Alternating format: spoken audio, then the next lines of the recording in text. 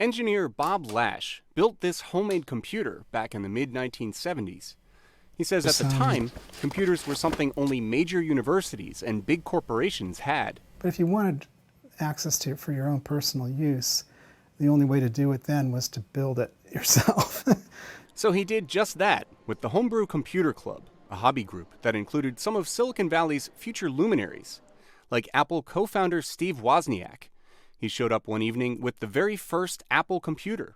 It was smaller and more self-contained than most. I thought it was cool. And the idea that you could have your computer on a single board and you attach a keyboard and it's pretty much ready to go was nice. That ethic of cool, simple functionality would become one of Apple's themes.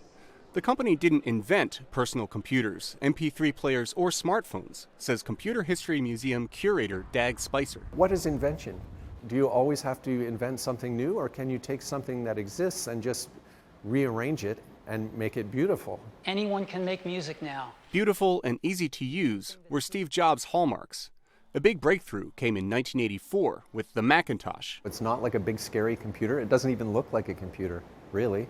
So that was a big psychological decision done on purpose, very consciously, to make it as welcoming and non-threatening as possible.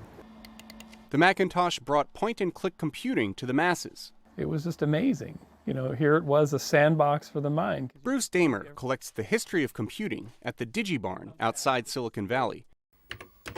He says before the Macintosh, you had to speak a special language to work with a computer. You had pretty much only text. This was a revolution because it allowed you to put pictures on the screen and make icons and windows and drag stuff around and draw. Damer says the Macintosh changed our relationship with computers. More than this thing that's a computer you have to interact with as a user. This is your friend. And Damer says that spirit of user-friendliness has made it easy for us to welcome computers into our lives. That's the garage where Steve Jobs and Steve Wozniak built the first 50 Apple I computers. They get a lot of visitors and they're not real happy about it. The private house has become an unofficial tourist attraction. In a fitting, if not entirely welcome tribute, visitors shoot video of it on their iPhones. Steve Baragona, VOA News, Silicon Valley, California.